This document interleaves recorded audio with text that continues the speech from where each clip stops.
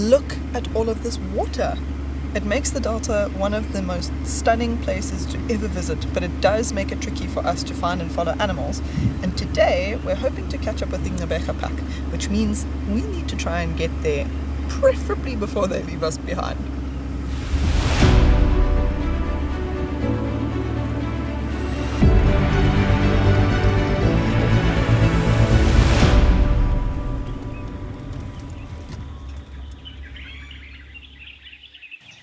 Well, who do we have here?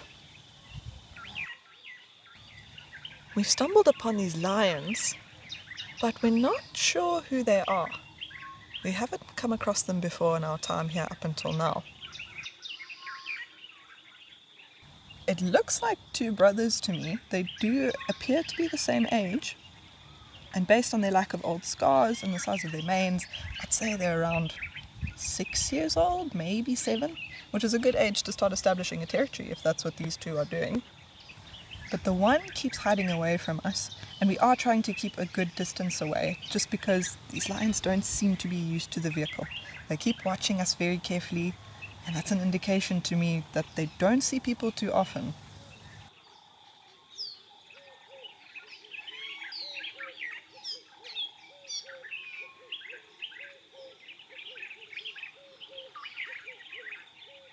Ah, that explains why he's hiding. Look at that limp. And there's a wound just on the side of his face as well. It looks to me that in their attempt of checking some new terrain and trying to figure out where best to set up some routes of their own, they've stumbled upon what would more than likely have been one of the guru males, or maybe even both of them.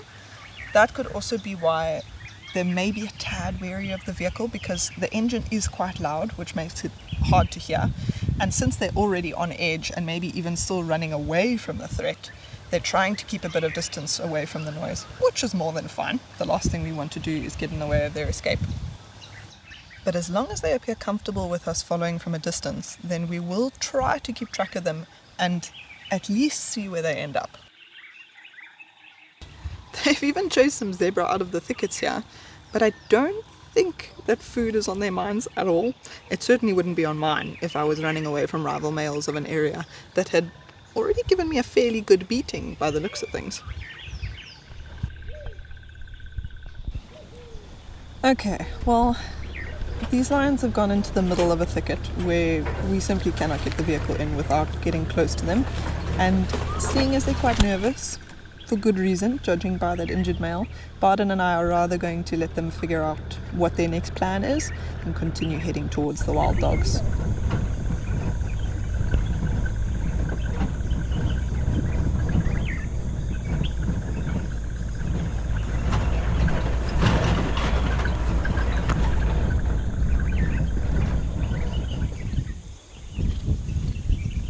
And right on cue.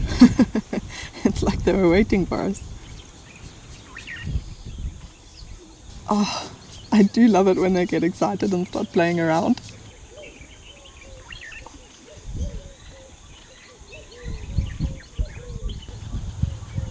It's so windy out here today. I'm not sure if you can hear it rustling through the grass, but it is creating a small cloud of dust where the dogs are running around. They must be having a good roll around there, which for them is necessary, just like domestic dogs, and even more so because of how they den and the environment that they inhabit. They get a lot of fleas. I do not want to imagine how itchy they must get. I think I would lose my mind if I had to deal with those critters crawling all over me all day.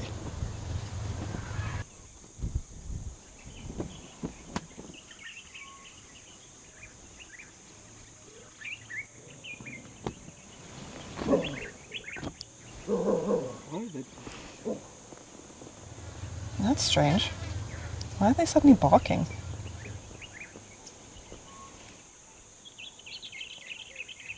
I don't see anything around that would be threatening to them, but maybe they've heard something, or they can smell something on the wind.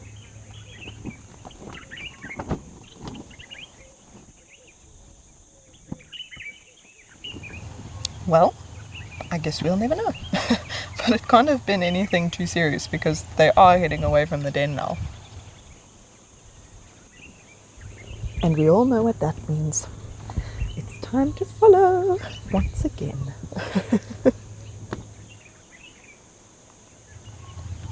So far, they're heading straight in the direction of the water we crossed a little earlier, which could prove to be a problem, depending on which way they decide to go from there, because if they cross the water, there's a couple of places for us to get around, but that depends where they cross as well. And as we've established in past sightings with these dogs, things don't normally go to plan for us.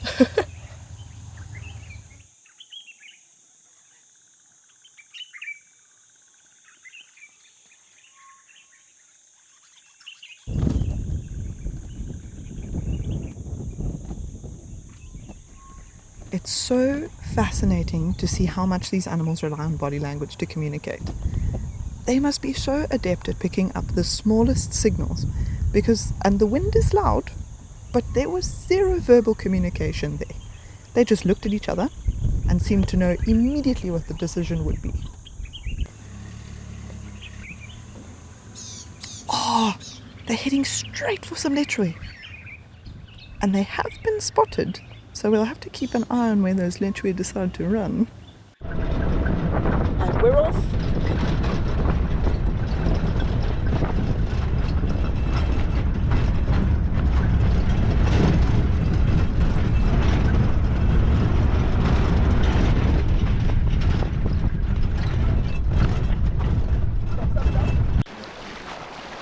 Look at the water spraying everywhere. Most of the dogs have gone left and the Lechwe have gone right. Oh, they've singled out a Lechwe there on the left. And the water's not that deep, but look at how slow they are in comparison to the Lechwe. That's why earlier I said I think the Lechwe would rather run into the water than on land, because we've seen these dogs run on land. They are fast, but in the water, they don't have that same ability that the Lechwe do.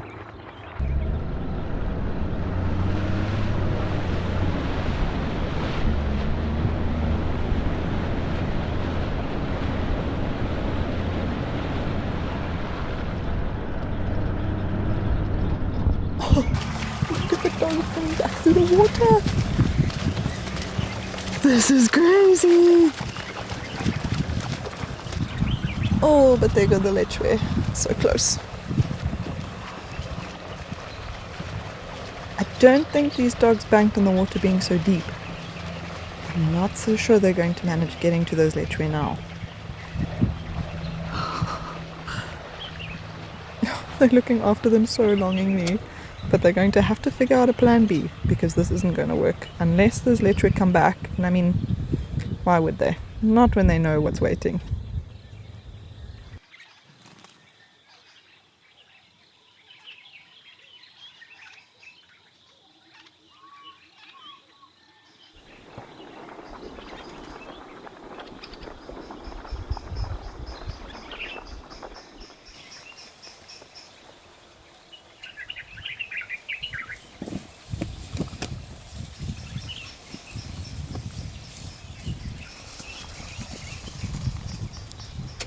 We're going to have to hold on tight because these dogs are not going to make it easy to follow them now.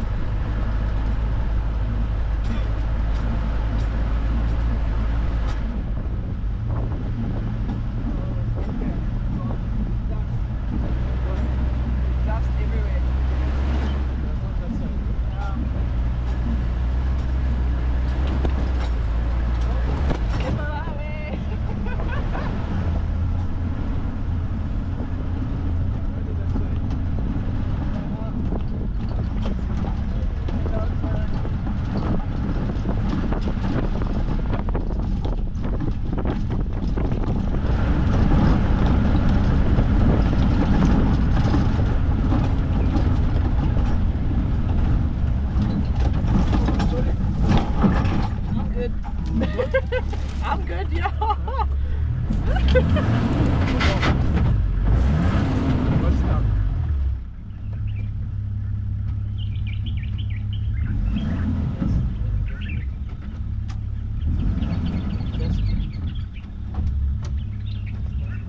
Alright, well, me and Barden are now stuck in a very large hole. So we're going to have to try and make a plan here. The wild dogs are unfortunately going to have to wait, so fingers crossed they don't catch anything before we get there. But to show you the extent of our affairs, we have sunk.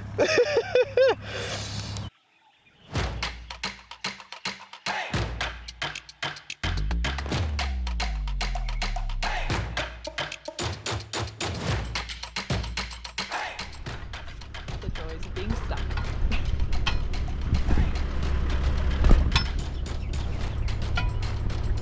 At least it's a pretty view.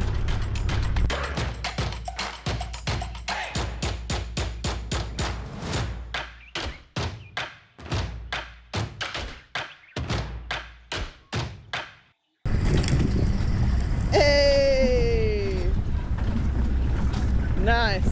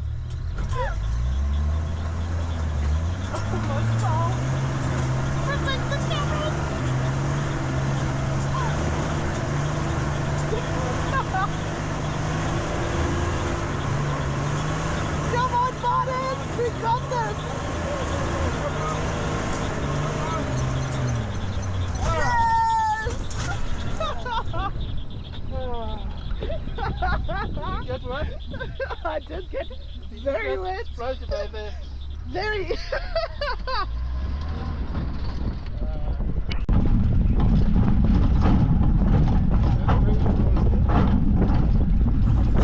Oh, well, I can't say doing my laundry later is going to be fun, but at least we didn't have to sleep out here overnight. Oh, thank goodness we found them again. At least it looks like they decided to take a bit of a break while we figured out a way to catch up with them. Very kind of you all. But they'll be losing light soon, so I don't think this break is going to be too long. They're not fast asleep. Some of them are still very much in hunting mode, but their efforts will be useless without the rest of the pack. So they'll have to hold off until everyone's ready to move, I guess, which, if it was me, would be very frustrating. I like to get on the move. But it does give Barden and I a few moments just to collect ourselves after that whole ordeal.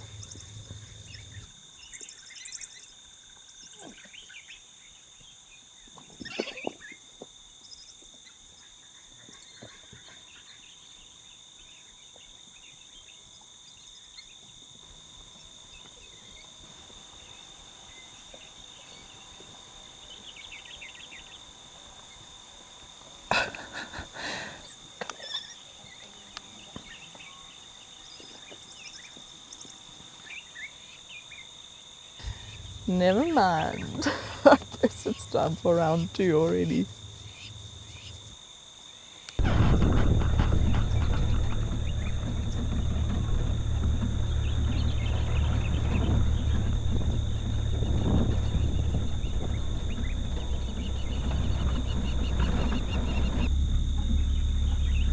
At least this time it looks like they're going to stick to the dry land, which I appreciate more than they realize.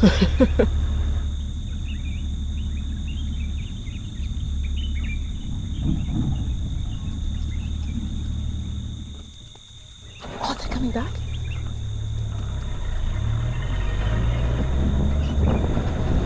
Look at that speed! They must have spotted something behind us.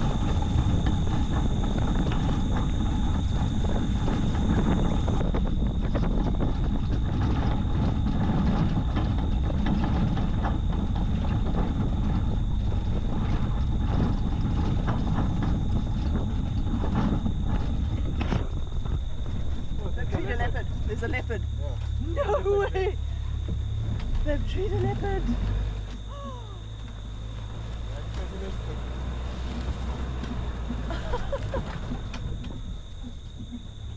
Yeah. No way.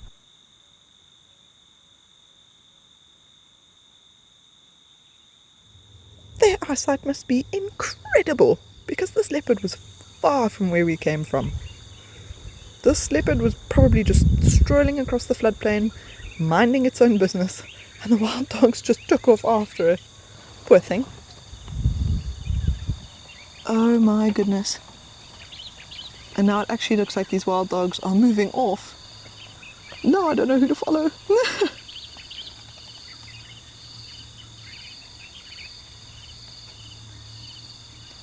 Well, it looks like this leopard may stay here, but it seems like the wild dogs are chasing some impala. So we are going to leave this leopard and we're going to try catch up with those wild dogs.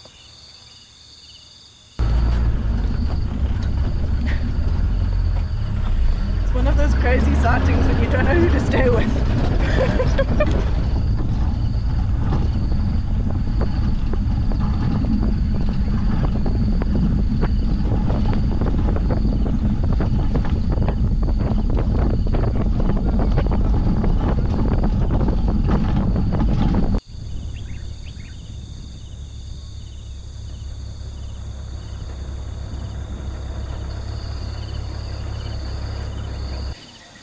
Yes! Success! Finally! They had basically finished this impala before we even got here, though. A small prize for a big pack, but it's enough to sustain them for tonight.